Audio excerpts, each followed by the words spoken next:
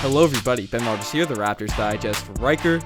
Bad news for the Toronto Raptors. Serge Ibaka, arguably, besides Kyle Lowry, our best player in the series, and I guess OG, but definitely one of our few consistent players against the Boston Celtics, is questionable for Game 6, and I don't know how... He ended up being seen in a walking boot. He sprained his ankle, and they say he's questionable for the game. I think it's probably doubtful if he's walking around in a walking boot, but it's not a good look for Serge Ibaka, who will likely be out in this Game 6. Ben, does this spell the end for the Toronto Raptors run this season? No, and that's what we're going to talk about in this one, at least in my opinion, but especially after that Game 5, it's a tough look, and the Raptors looked really depleted, lacked energy, just not like emotionally and energized depleted, not depleted roster, because we pretty well have everyone available, but the team just didn't come out with that energy in the last game, and Serge Ibaka's been that boost off the bench, but in theory, it could be a horrible look for this Toronto Raptors team, but maybe Nick Nurse, this forces his hand to do some more crazy stuff earlier in the games, because we talked about in the last podcast, we did see more of the bench in Game 5, but that was starting end of the third, fourth quarter, when they've been cold all game. You know, they've been sitting on the bench not doing anything, so maybe that you see Chris Boucher coming in, and the Raptors have had some of their best games this season with a lot of players depleted, so maybe this change of pace or change of look for the Toronto Raptors team could be a positive, but it's definitely tough that it's Serge Ibaka that's had to go down.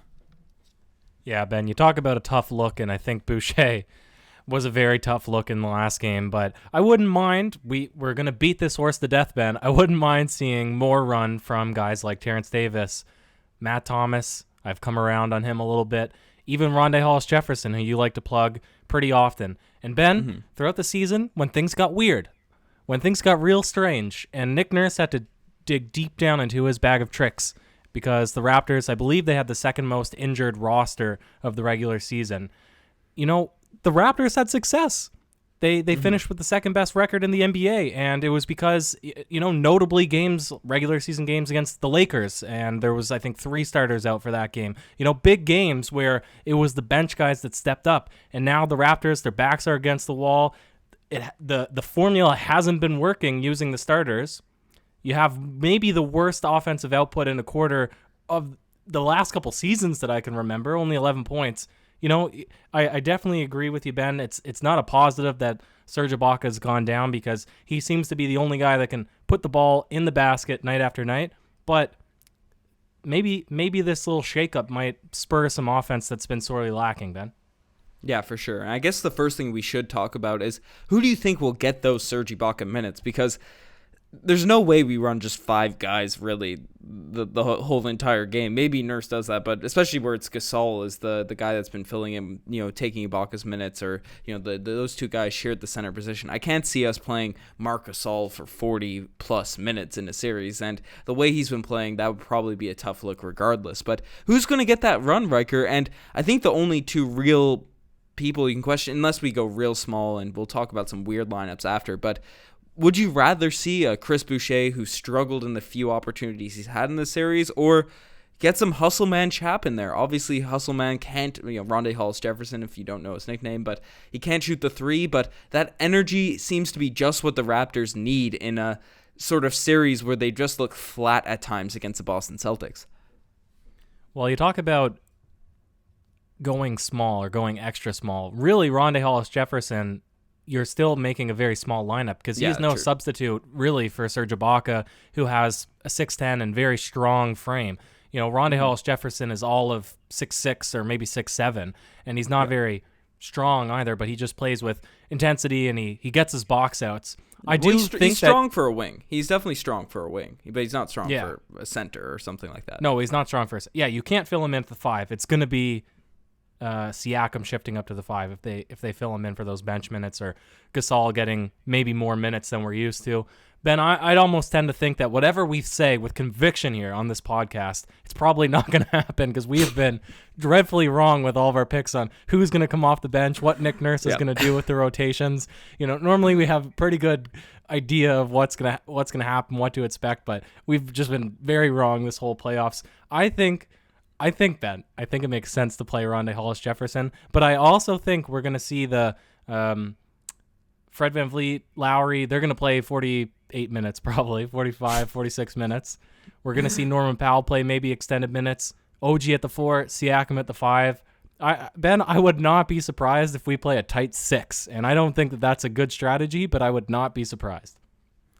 Yeah, I could definitely see it going that way. And the way the series has looked, that's probably what's going to happen. You brought up TD at the beginning of the podcast. His defense has been really underwhelming in the playoffs and especially in the bubble. So I think that might be a tough thing. And that's weird because TD looked to be a strong defender for most of the season, and his jump shooting hasn't helped his chance at minutes either. Hustle man, yeah, we've talked about the energy he could bring. Boucher, if he could do, Boucher had that big game on Christmas Day against the Celtics, so that might be an encouraging sign when he got a lot of minutes. So who knows where Nick Nurse will go. I don't think it makes sense for us to speculate on the specific rotations on who will get minutes and stuff, because as you said, we've just been completely wrong. Seemingly every Raptors fan has been wrong, because throughout the year, Nurse would go from 7 at the beginning to running everyone to in the playoffs just keeping it tight again. So, and obviously he knows best being the coach of the team, but who needs to step up the most, Ryker? Because Serge Ibaka, as we've mentioned, is going to be that scoring load, leading the way. Talking to Celtics fans, they've been saying that Serge has been the best player in the series besides Kyle Lowry. So it's going to be a huge gap to fill. And the player that has to step up, in my opinion, is Pascal Siakam. And maybe this leads him to attack the paint more, as we've been calling all bubble, since we've had the NBA restart. Is it Siakam that's really going to have to fill those shoes? And if not, who else could possibly fill them? It's going to be Siakam. There's no two ways around it, Ben. It has to be Siakam.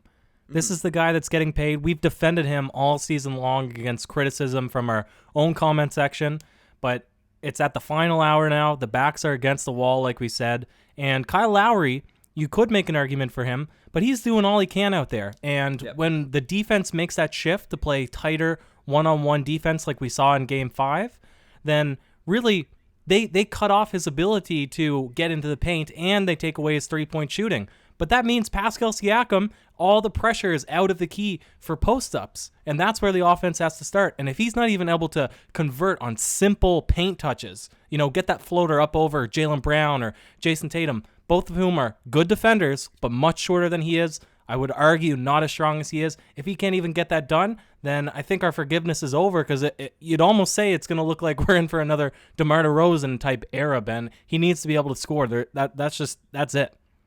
Yeah, it's going to be essential for the Toronto Raptors team. And just talking, we've chatted about it. It's kind of crazy how we've gone from looking at Siakam as this all-around threat, shooting threes, ability to drive, knock down floaters, go around, be able to post up anyone smaller than him, be able to shoot over or blow by anyone that's bigger than him, and now we just see him in the court in the game, especially this series against the Celtics, and essentially all bubble. He's struggled all bubble, but most of those games we didn't really need him to step up, and he did step up a couple times, so we've defended him and expected him to be able to play stronger against better teams, but the fact that now you look at him and you just, we talk about the confidence we have in Serge and his ability to shoot and how that's been tremendously improved this season.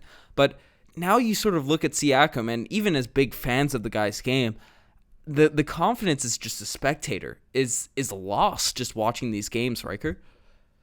Yeah, and it's, you know what? Watching that game, I was almost happy that he got into that foul trouble, Game 5, because it was break-even basketball for the most part in that second half. I think the Raptors might have won those last two quarters when they were playing Matt Thomas and they were playing, some of the other rotations that we haven't got to see. We weren't privy to see in those first couple of games. And you know what? It wasn't the best basketball. I thought that there was a lot of defensive breakdowns, obviously, but it was way better than those first two quarters. So Siakam's a guy that not only have we, like you said, gone from looking at as the A option to being a guy that you'd almost prefer if he's not on the court at times, and that's just unacceptable. You can only give him so much leash before you say this guy has got to be able to score. And I don't know, Ben. Do you think he's going to be able to pull it into like a good mid-range attack the basket type game? Do you think he's just going to keep pulling trigger on threes and maybe actually have some luck? He's been very cold for the past couple of games from outside the perimeter. is it possible that his luck could just turn around and that could fuel some confidence? Or, is it going to be more of the same and he just happens to make shots this game? Like, I'm confident in his ability to turn it around, and especially if we do lose, I think next season he'll come back fine and be. But where is the good. Scoring coming from? Where will his scoring come from? Well, this is one thing I also want to bring up. Maybe with Serge Ibaka out and, looking at Marc Gasol on the court, because Gasol is still going to be out there being the center position. But maybe this forces Nick Nurse to, instead of, because Siakam's never really done this in his career watching the Toronto Raptors play, but straight up get low post touches for Pascal Siakam. Because the biggest issue, and Siakam's strength has really been his ability to take bigger defenders off the dribble around the wings, and if there's a smaller guy on him, he'll just sort of start posting them up from the wing position, being around the 3-point line, and just start playing bully ball. That's what Siakam was doing at his best this season. But I think now where he's really struggled to take players off the dribble, whether they're big or small, and posting up from so far out just isn't really working at this moment in time. Maybe Nick Nurse, especially with Serge Ibaka not in the paint as much, not having as many big men to actually play, just get him low post touches. Make him seal right on the low block. He only has one dribble, so there's less time for the Celtics players to dig in, and that's been a big issue too. They'll have Jaylen Brown, Smart, whoever on him, and then they'll have another guy sort of digging in to poke the ball whenever he puts his head down. So just get him the ball super low, and then let him try your luck with those little post turnarounds starting the game, those one dribble spins if he can bring them back into his bag in the next game. But I think that might be an opportunity, a route for Siakam to go, and maybe the jumpers start to fall once he gets his confidence going. Because the reason I brought up that confidence point it's not because of his lack of skill, because Siakam, we've seen his ability to be good, right? It's not an anomaly when he was playing strong basketball. I think it's just all confidence right now with him. So maybe just finding a way to click and turn it around, a new looked rotation. I don't know. What are your thoughts? No, let's park it right at putting him in the low post, because if he can get a couple of baskets down in the block, they're gonna double team him. Yeah, right there. Like we said, they are very confident in their ability to send a wing down into the low block to double team. You go play the tapes back. This is what we said. This is what our analysis of this series is that the Raptors have the height and the ability to score in the post as an advantage over the Boston Celtics, and then they have the ability to shoot and stretch the court if those double teams come. That was our analysis before the series started, and you could look at what the 76ers weren't able to achieve. They did throw the ball down the post to Joel Embiid. Those double teams came early. They eliminated his ability deep in the game to get those shots. And the reason that they lost that series, or every single game, it was because down the stretch, guys like Shake Milton, they couldn't hit their shots. They couldn't create when it was, right? But they were getting those shots. They had those opportunities because it was all coming into the post and then back out. And then, like we said, guys like Fred VanVleet, guys like, Serge Ibaka out now, but guys like Kyle Lowry, if they actually have a bit of space, they've been relatively effective this series. So it's funny because it's coming full circle, Ben, and I agree with your point 100%. He just needs to play down the block.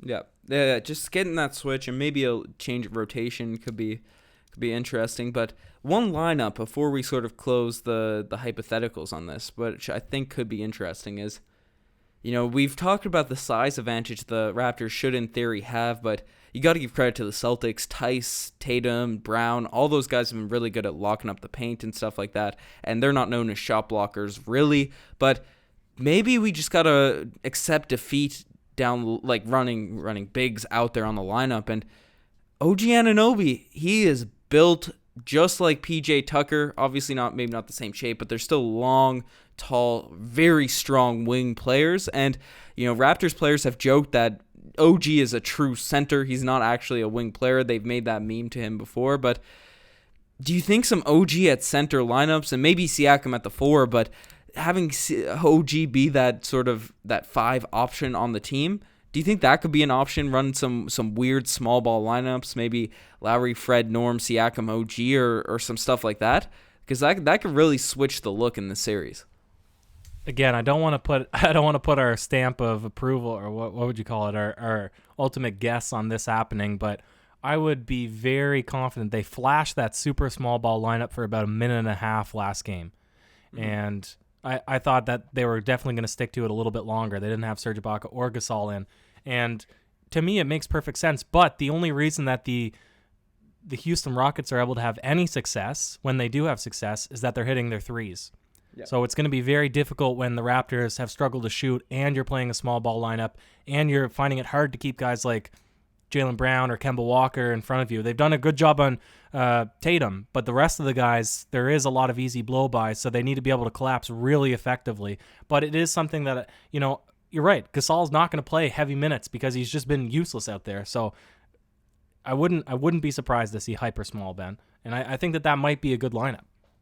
Yeah, it could be interesting, and that could be something to look going forward. And obviously, this might be out. Well, this should be out before the Lakers-Rockets game is. I don't know what the score is in that, but if the Rockets make a finals run, if the Rockets, and you've predicted them to make the finals against the Toronto Raptors, if they ended up surprising the Lakers, the Clippers, the Nuggets, whoever they end up playing out west, we might see a lot more teams start adjusting and going with that super small ball lineup. And when OG was drafted, I think it was Dwayne Casey who compared him to a PJ Tucker. Maybe if we flash this lineup and it looks to be good, this is something we could run with in the future. So it might be an interesting thing to run out. But I guess before we end it off, Riker, what do you expect? What do you expect from this Game 6? I guess we'll obviously talk before a Game 7 potentially happens, but do you think we can win this next one after such a brutal blow? What are your thoughts?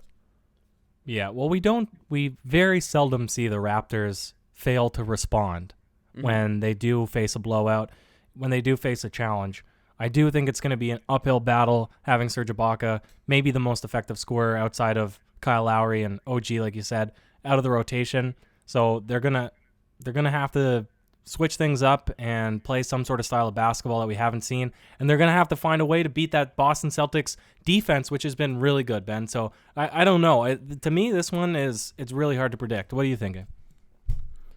I'm picking the Toronto Raptors in this 6th game, and I think if we win this, Game 7 looks a lot brighter for this team, but I don't think we lose a close one to the Celtics. If we lose, I think it's going to look something like last night in Game 1. I think it will just be a lack of energy. I think that would be the reason we lose. But if the Raptors come out firing and look to play Toronto Raptors basketball, I'm confident we can get this win and get the momentum back on our side. But if it doesn't happen, I don't predict it's the Raptors lose a close one or they have a hard fought battle. I think it's they're just going to come out and get blown out if that ends up being the case. But if not, I'm confident that the team will bounce back in Game 6, get a W, and that's going to be my final prediction for Game 6. And then obviously we'll talk about whatever happens, the future of the Raptors or Game 7.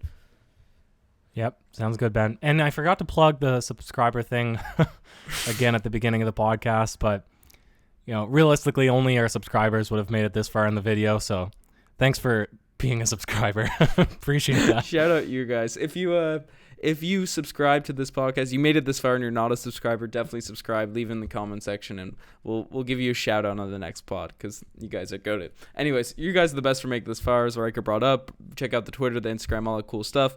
Riker, any last words? That's it, Ben. Fingers crossed, knocking on wood, throwing salt over the shoulder. Got my rabbit foot dangling somewhere. I don't know. My OG shrine failed me for the first time ever in a playoff game yesterday. That was sad. That was sad. Wear your underwear inside out. Everybody, whatever superstitions you have watching this, make sure you apply them all before tomorrow night's game. It's a big one. It's a big test, but it'll be exciting, I think. Raps goated, baby. Cheers.